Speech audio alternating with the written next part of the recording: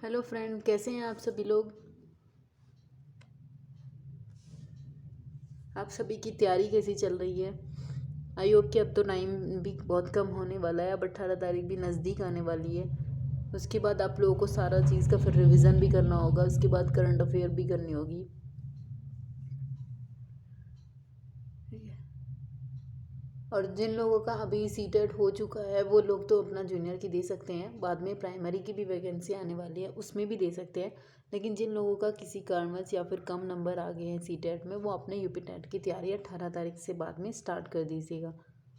जब तक आप लोग पढ़ना चाहते हैं तब तक पढ़ लीजिएगा। उसके बाद हम पूरा का पूरा आपको यूपी टेट भी कराएंगे, सी टेट भी कराएंगे। साथ में आपका जो प्राइमरी के सुपर टेट आने वाला है वो भी आप लोगों को सारा कराएंगे। अभी जितना पॉसिबल हो रहा है उतना ही आप लोगों को जूनियर की जितनी भी वीडियो है सारी प्रोवाइड की जा रही हैं। साथ में आप लोगों का जो भी अब नज़दीक पेपर होगा, जैसे अभी पैट होने वाला है यूपी ट्रिपल एस सी का, उसके बाद एसआई का पेपर होने वाला है, उसमें भी आपको इसी तरीके की जीए क्या आएगी, जीएस आएगी, जिसमें आपको हिस्ट्री आएगा, ज्योग्राफी, पॉलिटी, करंट अफेयर, ये सारे आपको हर वैकेंसी में मिलेंगे।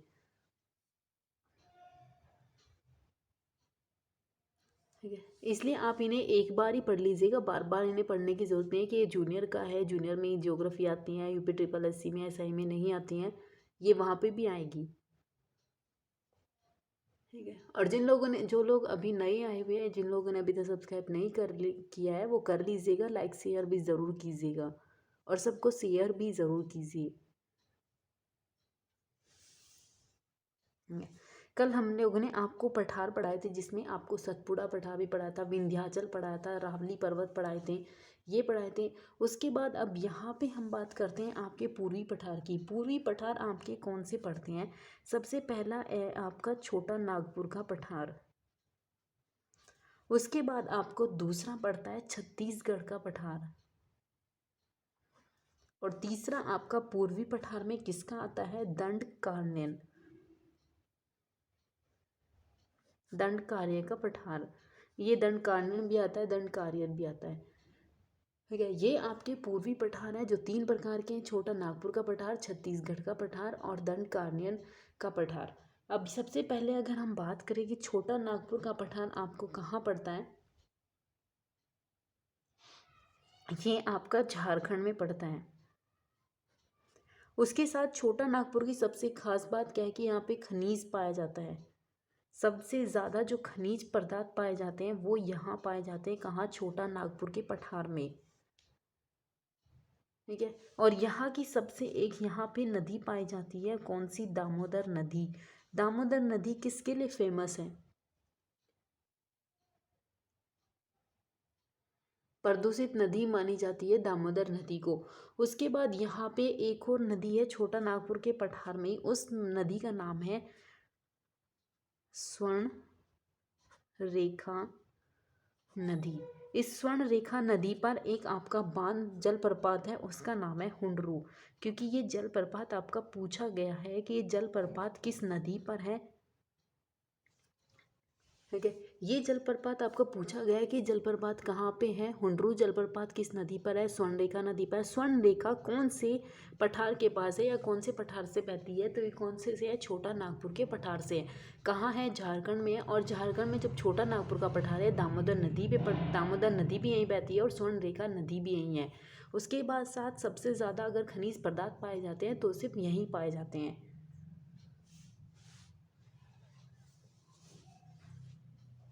ठीक है। इतना आई होप कि आपको समझ आ गया होगा कि छोटा नागपुर के बारे में बताया जा रहा है। उसके बाद आपको ये भी पता होना चाहिए कि झारखंड की फेमस चीज़ क्या है। सबसे ज़्यादा आपने यहाँ पढ़ा होगा जमशेदपुर। अब जमशेदपुर किस चीज़ के लिए प्रसिद्ध है, लौह इस्पात के लिए। इसे लौह इस्पात की नगरी कहा जाता है। यहाँ पे क्या है, टाटा, टाटा के नाम से टाटा लौह इस्पात कंपनी है, जमशेदपुर में है, जो बहुत फेमस है। कहाँ है, झारखंड में है। उसके बाद यहाँ पे आपको एक चीज़ और मिलेगा, उसका नाम है बोकारो। बोकारो किस चीज़ के लिए प्रसिद्ध है, स्टील नगरी के नाम से प्रसिद्ध है। और उसके बाद आपको झारखंड में पड़ेगा, तीसरा क्या पड़ता है, कोडरमा। कोडरमा किसके लिए प्रसिद्ध है, इसे अभ्रक नगरी कहा जाता है।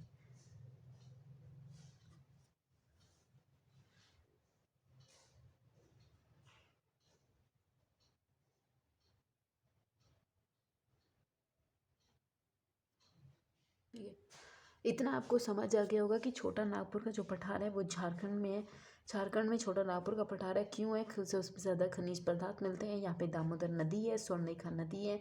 अब दामोदर नदी के बारे में भी हमें पढ़ना चाहिए कि दामोदर नदी क्या है। दामोदर नदी को रुर कहा जाता है, यानी कि भारत की रुर नदी। अब इस रुर नदी का मतलब क्या है? मतलब ये है कि सबसे ज़्यादा जो खनिज पदार्थ पाए जाते हैं वो कौन से हैं? यहाँ पे कोयला वगैरह जितने भी पाए जाते हैं सबसे ज़्यादा पाए जाते हैं। और भारत की रुर क्यों कहा जाता है? क्योंकि विश्व की अगर हम बात करें तो जर्मनी में बहुत ज़्यादा है, जो जर्मनी की रुर नदी है यहाँ पे लौह इस्पात सबसे ज़्यादा पाया जाता है, खनिज पदार्थ, जिसकी वजह से भारत की रुर नदी के नाम से फेमस है। कौन सी? आपकी दामोदर नदी। और दामोदर नदी कहाँ है? छोटा नागपुर के पठार में। यहाँ पे दूसरी नदी है स्वर्णरेखा नदी, जहाँ पे आपका एक जलप्रपात है, हुंडरू जलप्रपात। ठीक है, अब यहाँ पे देखिए, यहाँ पे सबसे पहले यहाँ का जमशेदपुर है जो लोह इस्पात नगरी के नाम से फेमस है। दूसरा बोकारो है जो आपका स्टील नगरी के नाम से फेमस है। तीसरा आपका कोडरमा है जो अभ्रक नगरी के नाम से प्रसिद्ध है, क्योंकि भारत में सबसे ज़्यादा अभ्रक पाया जाता है। इतना आपको समझ आ गया होगा। ठीक है, अब हम बात करते हैं किसकी? छत्तीसगढ़ की। अब छत्तीसगढ़ के बारे में क्या है कि ये छत्तीसगढ़ पठार है।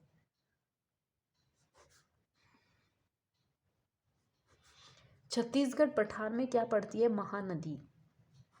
महानदी किसके लिए फेमस है? धान के कटोरे के लिए या फिर धान की खेती के लिए। एक ही बात है, सबसे ज़्यादा जो धान प्राप्त होता है वो छत्तीसगढ़ से प्राप्त होता है, इसीलिए इसे धान की कटोरी या फिर धान की खेती सबसे ज़्यादा कहाँ होती है? महानदी में होती है, यहाँ पे आसपास। और सबसे फेमस है आपका छत्तीसगढ़ का पठार, ये इसके लिए भी बहुत फेमस है। अब तीसरे की बात करते हैं, उसका नाम है आपका दंडकारण्य पठार। अब ये फेमस क्यों है इसके बारे में भी पता होना चाहिए, क्योंकि इससे भी बहुत सारे क्वेश्चन पूछे जाते हैं। सबसे पहले तो आपको यही पता होना चाहिए कि यहाँ पे कौन सी फेमस नदी है? इंद्रावती। इंद्रावती कहाँ पे? आपकी छत्तीसगढ़ में है। ठीक है, उसके बाद इंद्रावती नदी पे एक आपका जलप्रपात पड़ता है, उसका नाम है चित्रकूट। चित्रकूट जलप्रपात। इसे आप ये मत समझिएगा कि चित्रकूट यूपी में है तो इसलिए यूपी में ही होगा आपका, नहीं, ये आपका इंद्रावती है। और इंद्रावती पे जो आपका जलप्रपात है वो चित्रकूट है, और ये कहाँ है? आपका छत्तीसगढ़ में है, जिसकी तुलना भारत का नियाग्रा से की जाती है कि जो नियाग्रा जलप्रपात है उसके जैसा माना जाता है चित्रकूट जलप्रपात। कहाँ पे है? इंद्रावती नदी पे है, और ये कहाँ पड़ता है? आपका छत्तीसगढ़ में पड़ता है। अब दंडकारण्य की स्थिति भी पूछ सकता है कि कहाँ पड़ता है? आपका छत्तीसगढ़, आंध्र प्रदेश, महाराष्ट्र और मध्य प्रदेश, इन 4 क्षेत्रों में आपका दंडकारण्य की स्थिति मानी जाती है। उसके बाद अगर छत्तीसगढ़ की आपसे बात करता है तो छत्तीसगढ़ का बस्तर किसके लिए प्रसिद्ध है? सबसे अगर बस्तर की बात कर रहा है तो बस्तर किसके लिए प्रसिद्ध है? और बस्तर कहाँ है? छत्तीसगढ़ में है। बस्तर में पाया जाता है सबसे ज़्यादा टिन। टिन की प्राप्ति होती है आपके बस्तर क्षेत्र से।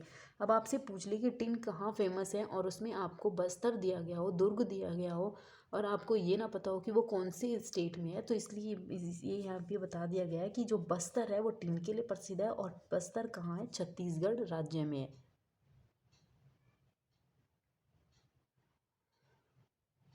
ठीक है, अब आपको ये पूर्वी पठार तीनों समझ आ गई होगी। छोटा नागपुर का पठार क्यों फेमस है, छत्तीसगढ़ का पठार क्यों फेमस है, उसके बाद आपका दंडकारण्य वाला पठार क्यों प्रसिद्ध है। अयोग के तीनों पठार आपको फेमस प्रसिद्ध हैं जो उनसे वो याद भी हो गए होंगे साथ साथ में। इनको एक बार ज़रूर पढ़ लीजिएगा, नहीं पढ़ रहे तो आप इन्हें लिख लीजिएगा, फिर उसके बाद आप दोबारा पढ़ेंगे तो याद हो जाएंगे।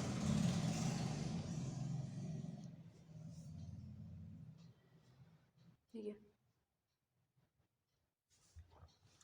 अब हम किसकी बात करते हैं? अब हम बात करेंगे आपके दक्षिण के पठार की। ठीक है, अब हम बात करते हैं आपसे दक्षिण के पठार, दक्षिण के पठार या दक्कन के पठार। सबसे पहला आपको पता होना चाहिए दक्कन के पठार में सबसे फेमस कौन सा है? दक्कन ट्रैप। उसके बाद आपका दूसरा है कर्नाटक का पठार। तीसरा है आपका तेलंगाना, तेलंगाना का पठार। सबसे पहले क्या है आपका दक्कन ट्रैप है, उसके बाद कर्नाटक है और फिर उसके बाद आपका पड़ता है कौन सा, तेलंगाना। अब दक्कन ट्रैक का भी पता होना चाहिए कि ये दक्कन ट्रैक कहाँ है, महाराष्ट्र में है।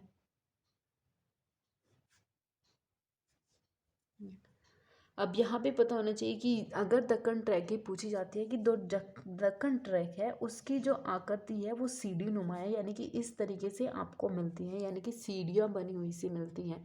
कहाँ पे, दक्कन ट्रैप पे। और दक्कन ट्रैप आपकी कहाँ है, महाराष्ट्र में स्थित है।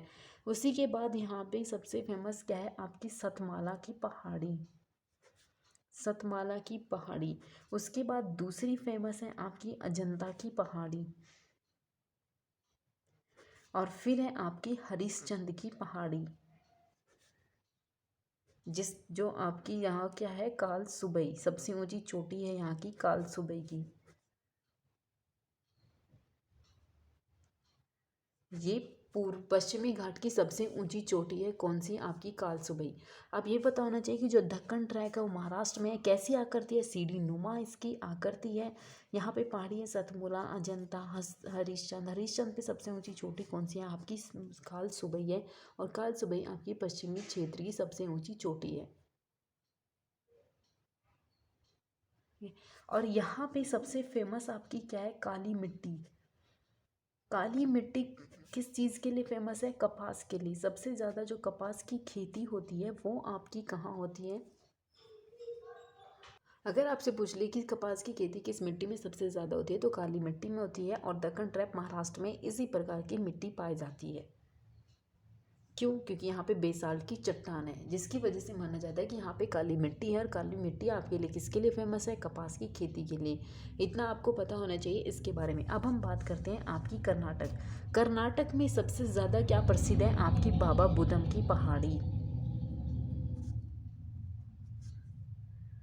बाबा बुदम का पर्वत। ये पर्वत क्यों फेमस है आपको ये भी पता होना चाहिए, लोहे के लिए फेमस है, लोहों के लिए, यानी कि लोहे के लिए आपको बाबा बुदम का जो पर्वत है वो आपको लोहे के लिए प्रसिद्ध है।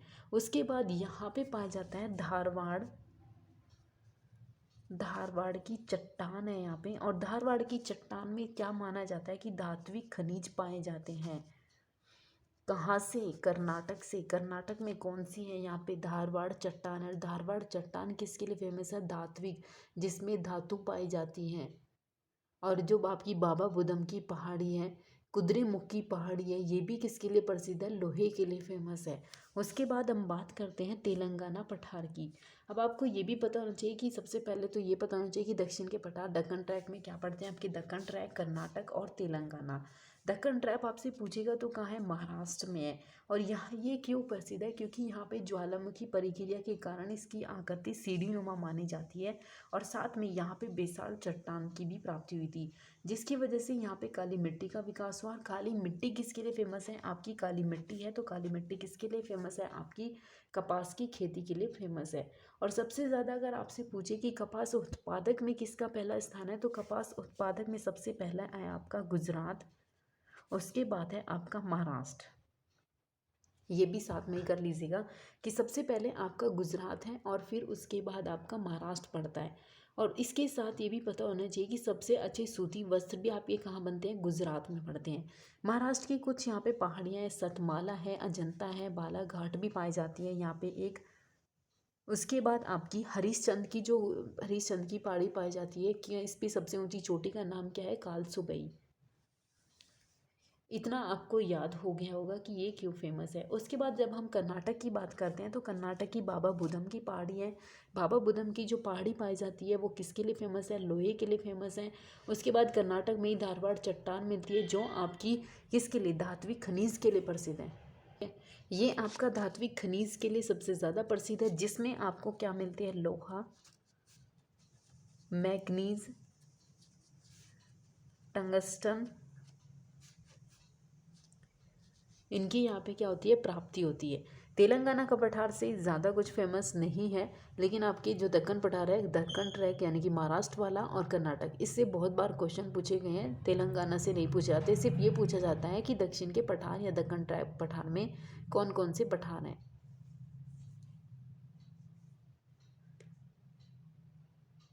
हम आपसे बात करते हैं किसकी, दक्षिण भारत के पर्वत। दक्षिण भारत के पर्वत, ये भी आपको पता होना चाहिए कि जो दक्षिण भारत है उसके पर्वत कैसे हैं। जैसे कि आपसे अगर बात करता है दक्षिण भारत के पर्वत है, सबसे पहला आपको पड़ता है नीलगिरी, ये नीलगिरी है। फिर उसके बाद आपका पड़ता है अन्नामलाई, फिर उसके बाद आपका पड़ता है कार्डेगम जो आपकी इलायचियों के लिए फेमस है। उसके बाद आपकी पड़ती है पालने की पहाड़ी।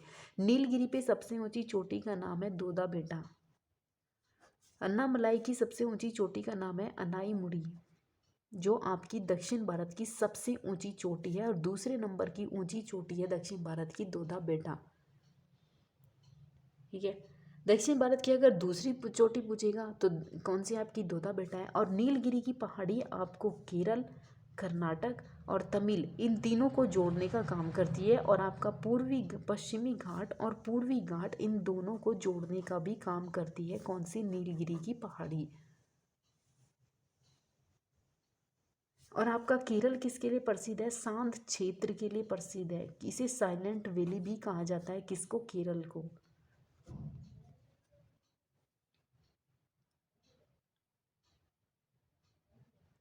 ठीक है, और आपकी अन्नामलाई वहाँ पड़ती है, अनाईमुड़ी इसकी सबसे ऊंची चोटी जो आपकी दक्षिण भारत की सबसे ऊंची चोटी है।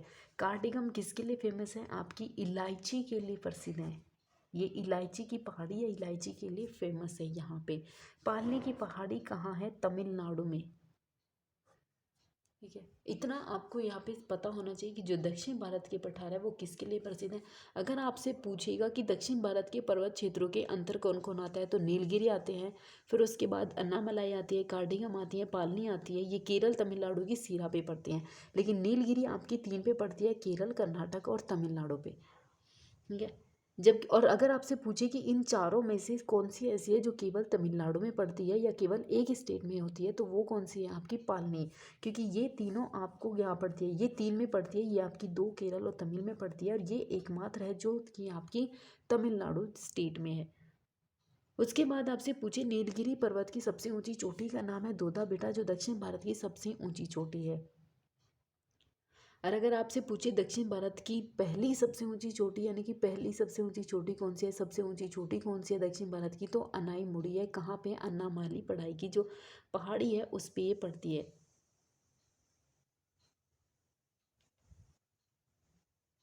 ठीक है, ये भी आपको पता होना चाहिए। साथ में यहाँ पे 2 दर्रे भी हैं जो आपके कहाँ पड़ते हैं, केरल और तमिलनाडु को जोड़ते हैं। इन दर्रों के नाम भी पता होना चाहिए। दर्रे कौन कौन से हैं, पालघाट और दूसरा है सेनकोट्टा। ये आपके 2 दर्रे हैं जो केरल एवं तमिलनाडु को जोड़ते हैं, जोड़ने का काम करते हैं।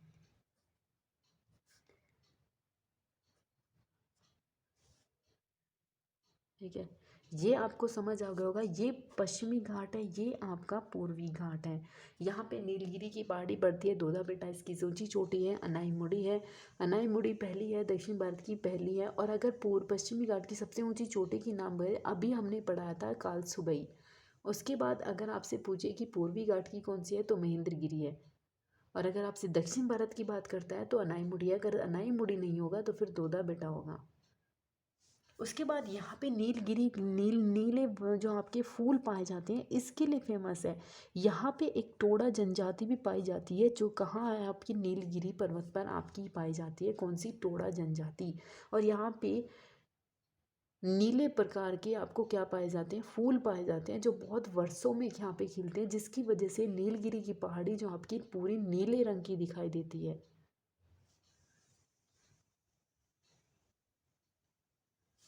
ठीक है, अब हम आपको एक बार ये भी बता देते हैं कि पूर्वी घाट और पश्चिमी घाट, ये आपका है पश्चिमी घाट,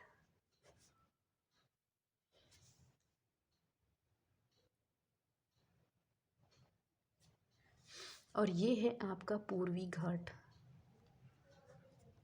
ठीक है, इतना तो आपको अब याद हो गया होगा, इतनी बार आप लोगों ने पढ़ लिया है।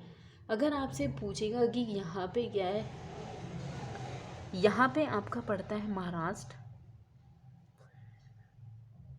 फिर आपका होगा गोवा, फिर कर्नाटक, फिर केरल, फिर तमिलनाडु, फिर आंध्र प्रदेश, उड़ीसा और पश्चिम बंगाल। अब आपसे पूछे कि महाराष्ट्र और इसके बीच में कौन है, कोंकण तट। अगर यहाँ पे पूछे इन दिनों के बीच में तो कन्नड़ तट। अगर यहाँ पे पूछेगा तो मालाबार तट। उसके साथ यहाँ पे पूछेगा तो कोरोमंडल तट, कोरोमंडल तट। फिर उसके बाद यहाँ पे आपकी कृष्णा नदी पड़ती है, फिर यहाँ पे गोलकुंडा पड़ते हैं, यहाँ पे इधर यहाँ पे क्या पड़ता है, उड़ीसा के पास पड़ता है आपका उत्तरी सरकार तट, जो आपका कहाँ पड़ता है, गोदावरी और गोदावरी के पास पड़ता है। यहाँ पे ये आपके यहाँ पे गोदावरी नदी है। ठीक है, ये भी आपको पता होना चाहिए।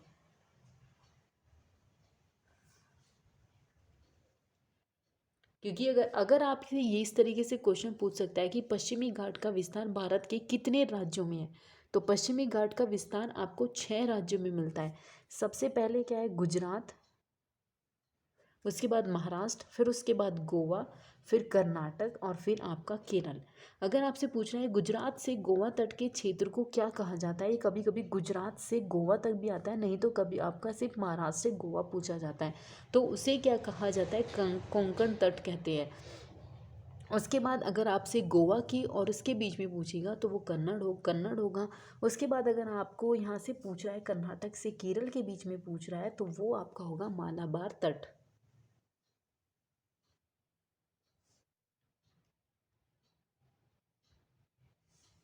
ठीक है, उसके बाद यह उत्तरी सरकार तट आपका कहाँ पड़ता है, पश्चिम बंगाल से लेकर आंध्र प्रदेश के बीच में आपका क्या पड़ता है, उत्तरी सरकार तट।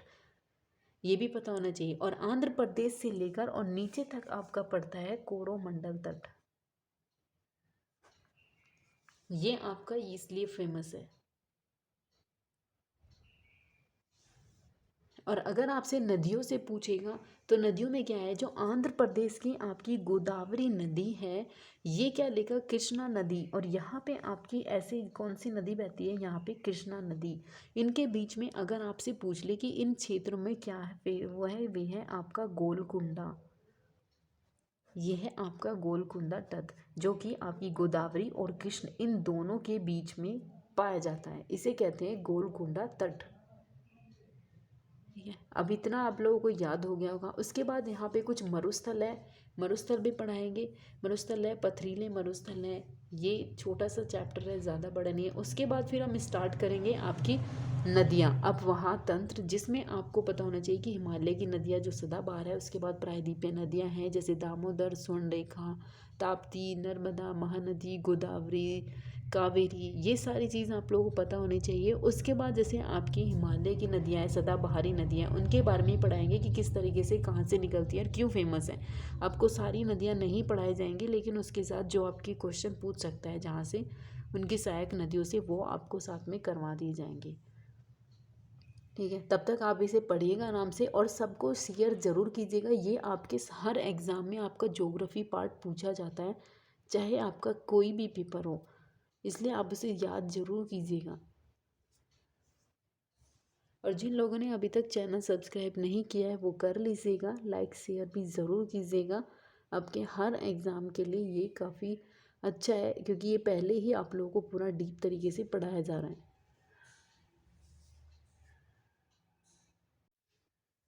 हेलो फ्रेंड, कैसे हैं आप सभी लोग, आप सभी की तैयारी कैसी चल रही है। आप लोगों को जो ये हिस्ट्री और ज्योग्राफी की जो आप लोगों को सेशन स्टार्ट किया हुआ है, ये आपको समझ आ रहा है, नहीं आ रहा है। ठीक है, ये आपका स्पेशल जूनियर के लिए नहीं है, बल्कि ये आपको जितने भी आपके एग्ज़ाम होते हैं वहाँ पे आपको जो जीएस का पोर्शन होता है, यहाँ पे किसी में 30 क्वेश्चन पूछे जाते हैं, किसी में 50 क्वेश्चन होते हैं, किसी में ज़्यादा क्वेश्चन पूछे जाते हैं। जैसे आपका अगर जूनियर की बात करें तो वहाँ पे 100 क्वेश्चन आपके टोटल एसएसटी के होंगे। इसीलिए चीज़ों पे ज़्यादा ध्यान दिया जा रहा है। आपको सामान्य अध्ययन में भी आपसे इन्हीं से क्वेश्चन पूछे जाएंगे, यहाँ पे भी इसलिए ज़रूरी है ही पढ़ाना। उसके बाद यूपी टेट में भी जब आपके एसएसटी के 30 क्वेश्चन पूछे जाएंगे तो वहाँ पे भी ज्योग्राफी, हिस्ट्री, पॉलिटी इनके 30 क्वेश्चन पूछे जाते हैं। तो इसलिए इन चीज़ों को, जिन लोगों का अभी यूपी टेट है वो इसे पढ़ लीजिएगा। और जिन लोगों को टीचर से संबंधित जितनी भी आपकी रिक्वायरमेंट आती है, नोटिफिकेशन आते हैं, वैकेंसी आती है, आप उनको ज़रूर कीजिए। साथ में जिन लोगों ने अभी तक चैनल सब्सक्राइब नहीं किया है वो ज़रूर कर लीजिएगा।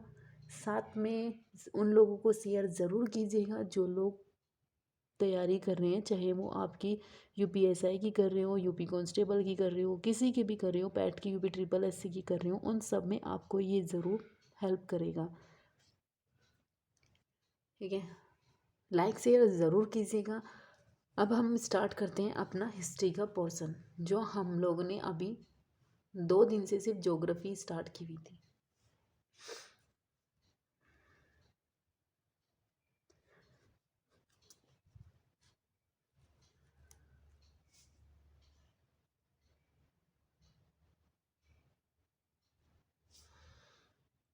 ठीक है, अब हम यहाँ पे बात करते हैं आपको मगध राजा, मगध राज्य। अब आपको ये पता होना चाहिए कि मगध राज्य में कौन थे, सबसे पहले शासक कौन था, वृहदत्त। इनको एक साइड में लिख लीजिएगा। वृहदत्त की राजधानी क्या थी, गिरिव्रज या राजगिरह। उसके बाद आपको आता है बिबिनसार, क्योंकि ये आपको सीरीज में भी पूछ सकता है कि पहले कौन आता है और फिर कौन नहीं। इसकी राजधानी का नाम है, ये यहाँ पे पता होना चाहिए कि राजधानी लिखी जा रही है।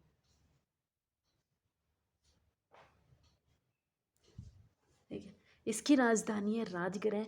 उसके बाद कौन आता है, अजातशत्रु। अजातशत्रु की राजधानी भी आपकी राजगृह होती है। और उसके बाद आता है आपका उदयन। सारे शासक नहीं पढ़ाए जाएंगे क्योंकि इनसे और ज़्यादा क्वेश्चन नहीं पूछे जाते। उदयन ने अपनी राजधानी पाटलिपुत्र को बनाया था। उसके बाद आपको मिलेगा शिशुनाग। शिशुनाग के बाद आपको मिलता है कलाशोक, जिसके काल में दूसरी बौद्ध संगति हुई थी, ये भी आप लोगों को पढ़ाया गया था। तीसरा क्या आता है, फिर उसके बाद आता है महापद्म नंद। ये कौन था, इसकी राजधानी थी आपकी पाटलिपुत्र। कलाशोक की भी राजधानी क्या थी, पाटलिपुत्र थी। उसके बाद शिशुनाग की राजधानी कौन थी, वैशाली थी। ये भी आपको पता होना चाहिए। और इसका ला यहाँ पे कौन था, और फिर घनानंद। घनानंद की राजधानी भी आपकी पाटलिपुत्र थी। ठीक है, ये आपके यहाँ पे शासक है।